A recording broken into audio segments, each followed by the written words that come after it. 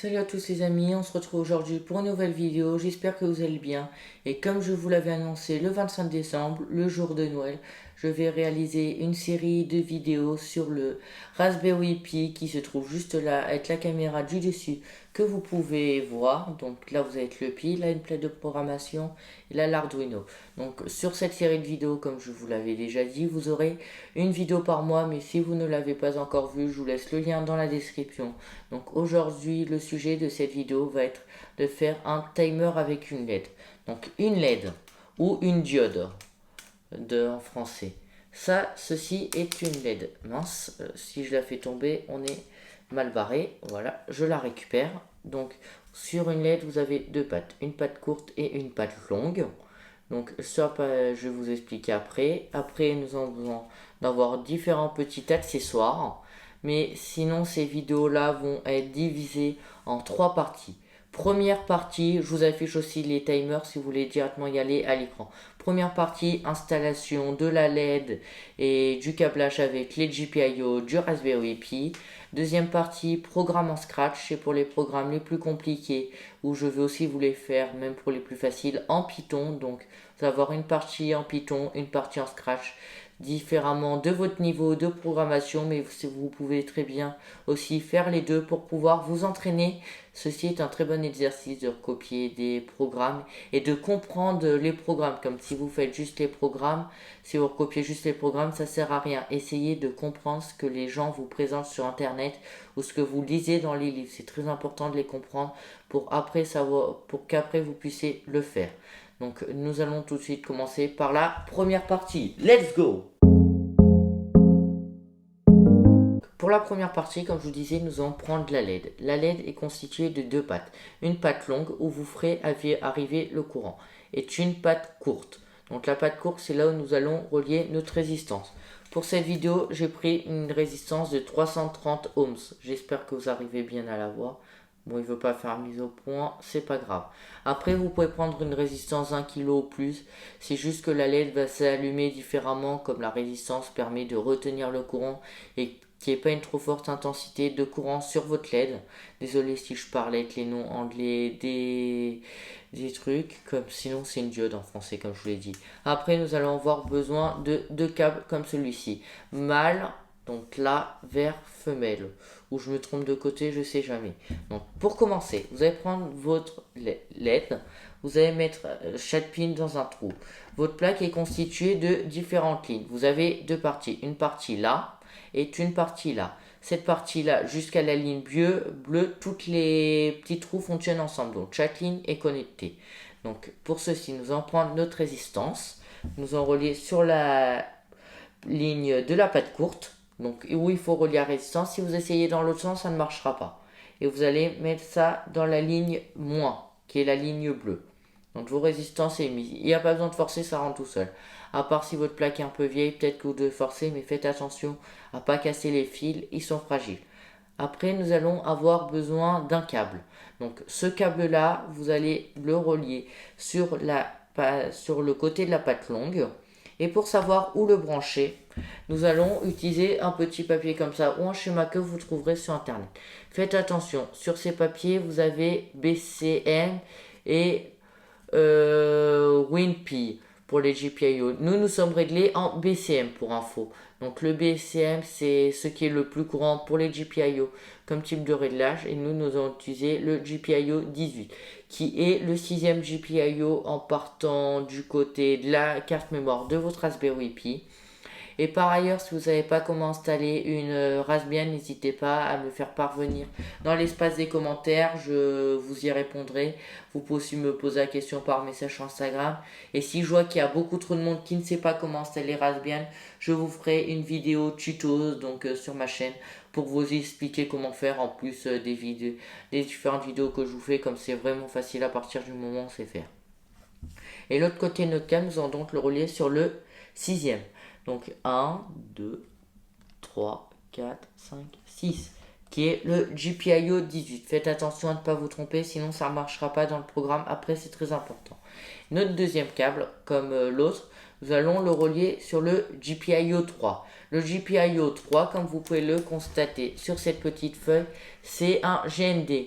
Donc le moins c'est votre pile, vous avez un plus et un moins. Le plus délivre le courant, le moins le reçoit pour créer une boucle.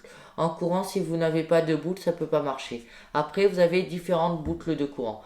Vous avez les boucles simples, vous avez des circuits parallèles, et vous avez des circuits encore plus complexes, nous n'allons pas rentrer dans les détails, parce qu'ils sont vraiment compliqués. Donc le câble, vous allez le relier sur la 3. 1, 2, 3. Sur la plate, vous allez le relier sur la ligne moins. Juste là. Voilà. Et donc à partir de ce moment-là, nous allons pouvoir passer à la partie programmation. Donc bien faire attention de ne pas se tromper où nous relions les câbles sur les différents GPIO de notre Raspberry. Toujours couper l'alimentation. Moi j'ai un interrupteur de sécurité, donc s'il est relié, c'est pas grave. Si vous n'êtes pas sûr, pour être sûr qu'il soit éteint, vous avez des LED à part s'ils sont grillés. Sinon, dérelier le câble, c'est ce que je vous conseille moi. Après, si vous avez la prise HDMI pour la sortie vidéo, la prise Ethernet que je me sers comme je nous en faire l'autre partie dans mon studio classique en haut. Donc voilà où je suis. Donc moi je suis fatigué, pourquoi je dis en haut? Bon, c'est pas grave. Là vous avez vos différents ports. Là vous avez une sortie vidéo audio. Là vous avez une prise display pour un écran. Et là vous avez une prise caméra. Donc c'est tout pour cette première partie. J'espère que la première partie vous aura plu et que vous avez tout compris. Encore une fois, si vous n'avez pas compris, n'hésitez vraiment pas à me poser la question dans l'espace des commentaires. C'est fait pour ça et moi je suis là pour vous répondre et pour vous apprendre différentes choses et pour vous partager ma passion. Donc je vous dis à la deuxième partie. À tout de suite! Nous voilà pour la deuxième partie de cette vidéo les amis. Donc dans cette deuxième partie nous allons programmer en Scratch. Mais juste avant, petit rappel, pour ceux qui ne savent pas qu'est-ce que c'est, Scratch c'est un logiciel de programmation avec des blocs et pas des lignes de code. Donc pour les débutants c'est souvent utilisé. Pour les pros ils peuvent pas faire ce qu'ils veulent dessus, c'est pas assez complet.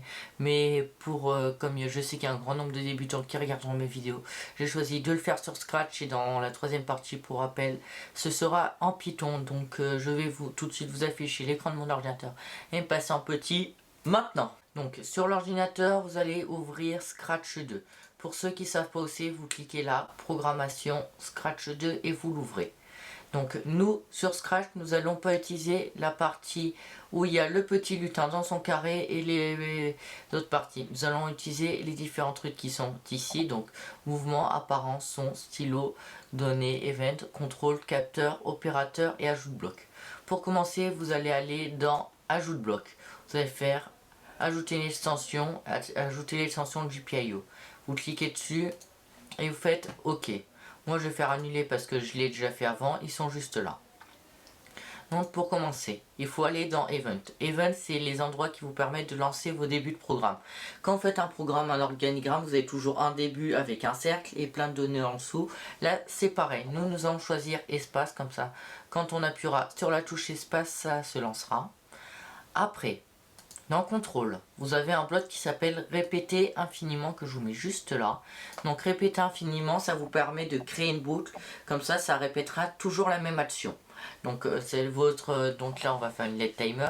Donc votre LED continuera à toujours s'allumer sans jamais s'arrêter avec les temps qu'on demandera. Donc nous on l'a relié sur le GPIO 18 la dernière fois. Donc nous allons devoir prendre cette GPIO, output is high, donc cette GPIO 18, là vous sélectionnez, ou si vous avez pris un autre GPIO, vous choisissez un autre nombre. Donc là on dit qu'on va allumer le GPIO 18. Le GPIO 18 out is out. Donc la sortie est 1. Donc c'est un programme, vous avez des 0 et des 1.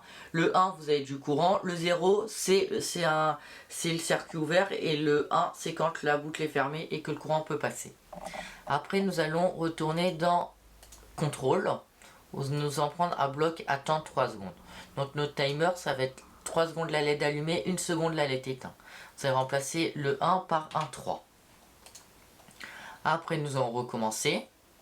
Cette GPIO 18 is low. Cette fois au lieu d'output is high, nous allons prendre output is low. Vous allez remettre 18. Voilà. Et après vous allez prendre un bloc contrôle. Et sur contrôle vous allez attendre une seconde. Comme ça fera attendre une seconde avant que la LED se rallume. Donc c'est tout c'est aussi facile que ça. Moi je vous propose qu'on regarde si ça fonctionnait. Pour ça je retourne où est le Pi et je relance les caméras et je vous montre ça. Mais pour vous ça va se passer en 0 secondes, 0 millième de seconde. Donc allez, à tout de suite. Nous revoilà encore une fois et nous allons vérifier si notre programme fonctionne bien. Et pour ça je vais appuyer sur la touche espace. Et si je regardais là-bas, c'est que j'ai un écran dans cette direction. 1, 2, 3. Alors on va compter à partir de là. Tic, tac. Ouais, bon, ça fait bien 3 secondes, nous avons pu vérifier que le programme fonctionne bien, donc je suis content, ça fonctionne. J'espère que cette partie vous aura plu, de programmation facile en Scratch.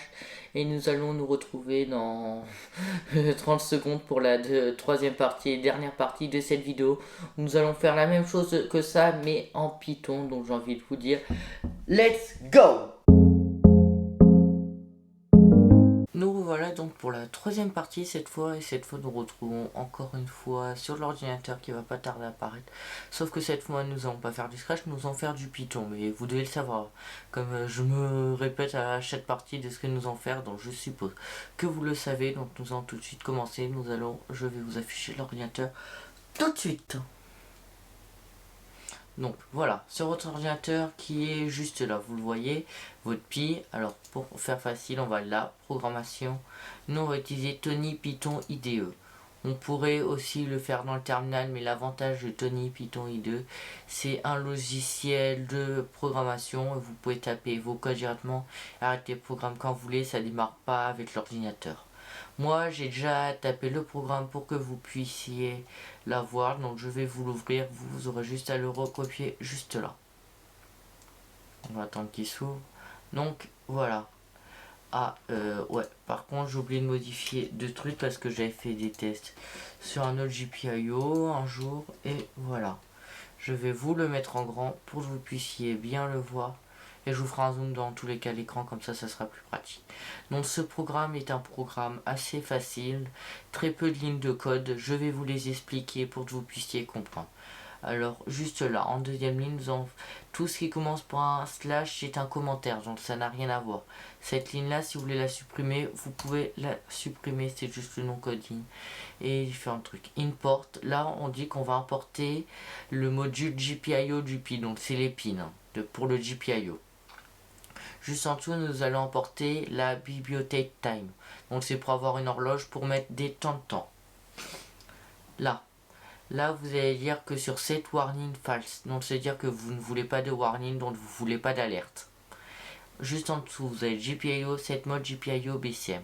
Donc pour le Pi, vous avez différents modes. Vous avez pour les GPIO le mode BCM et le mode Where in Pi, s'il me semble que je crois, c'est le truc qu'on voit de l'autre côté de la carte que je vous ai montré avec les GPIO d'afficher.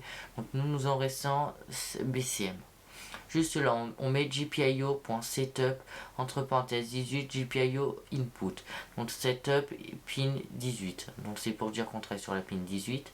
Donc on précise que la pin 18 sera une sortie et pas une entrée. Donc sur la pin 18, il ne recevra pas des informations, mais il transmettra les informations, il les sortira, il enverra les informations vers l'extérieur. Après, là, on lui dit d'attendre une seconde. Et là, on a mis un 0 pour indiquer qu'on n'envoyait pas de courant. Je vous ai expliqué des 0 et des 1. C'est pour ça que je voulais en revenir à ça pour vous préparer pour cette partie-là. Donc là, 0, donc pas de courant. Il attend une seconde. Et là, on va envoyer du courant. 18, toujours 1. Voilà. Là, on envoie du courant et il attend 3 secondes pour recréer la boucle de courant qu'on avait fait juste avant. Tout ceci est dans une boucle while true. Donc while true, c'est pour répéter infiniment pour ceux qui s'y connaissent en anglais. Donc on a fait exactement pareil dans l'autre programme juste avant. Si vous ne l'avez pas vu, je vous invite à avancer dans la vidéo, comme ça vous pourrez le voir avec ce que j'explique. Mais pour tous ceux qui s'y connaissent, ça sert vraiment à rien. Vous devez déjà avoir à peu près compris le programme, peut-être un ou deux trucs que vous savez pas faire et voulez-vous perfectionner dessus. Donc c'est aussi facile que ça. Moi je vous propose qu'on lance le programme et qu'on se retrouve avec le Pi. J'ai pas envie de dire dans 5 minutes, mais allez, à tout de suite. Nous revoilà avec le Pi, donc toujours avec la même LED, le même câblage, sauf que cette fois, comme vous l'avez vu juste avant, là, nous allons tester le programme, donc je vais le lancer, nous allons voir si ça fonctionne, donc go, la LED s'allume, ça c'est un tout petit peu, et ça se rallume, donc voilà, notre programme fonctionne à merveille. Donc si vous n'avez pas vu, je vous invite à revoir dans la vidéo pour voir comment j'ai fait. Et donc moi je vous dis à tout de suite en haut. Allez, à tout de suite. J'espère que cette vidéo vous aura plu. Je vous explique comment faire un timer avec une LED. Donc cette vidéo a été composée de 3 parties. Première partie, je vous rappelle le montage. Deuxième partie, la programmation en Scratch. Et troisième partie en Python. Je sais qu'elle était un peu longue pour beaucoup de monde, mais j'ai vraiment souhaité tout détailler dans cette vidéo. Donc j'espère qu'elle vous aura vraiment plu. Si elle vous a pas plu, si elle vous a plu, n'hésitez pas à mettre un pouce bleu pour toute question sur n'importe quoi, soit pour le câblage, soit pour Scratch, soit sur Python, n'importe quoi d'autre. Je vous laisse me mettre un message dans les commentaires, je vous y répondrai, ou à me contacter en privé sur mon compte Instagram qui s'affiche juste quelque part à l'écran, je pense là en bas. Ça sera la chose la plus facile pour vous à faire et je vous y répondrai. De toute façon, mon compte Instagram c'est i_2_tech. Il n'a toujours pas changé, avec mon magnifique logo en profil. Et si vous souhaitez soutenir cette chaîne YouTube, je vous laisse le lien dans la description comme d'habitude. C'est très facile à faire, mais bien sûr ce n'est pas obligatoire, c'est à votre choix. Et partagez la vidéo à tous les programmateurs ou futurs programmateurs, ça pourra les intéresser. Comme je sais qu'il y a des personnes que ça les intéresse pas, qui font pas de programmation, qui regardent ma chaîne, mais ma chaîne est aussi une chaîne de programmation. C'est bien un des premiers trucs qui est marqué dans la description de ma chaîne YouTube qu'il faudrait que je modifie. Parce que je fais beaucoup plus de trucs que ce que j'ai marqué à l'origine. Mais comme je vois que mes vidéos vous plaisent toujours autant, je continue. Moi je vais vous souhaiter une très bonne journée, une très bonne soirée par rapport à quel moment vous regardez cette vidéo. Et on se retrouvera le dernier samedi du mois de janvier. Comme là, oui, on est au mois de décembre. Excusez-moi, j'ai un peu mal à l'œil juste là, mais c'est pas très grave, ne vous en faites pas pour moi, je vais très bien. Et je vous souhaite une très bonne journée. C'était IT2, salut, bye bye.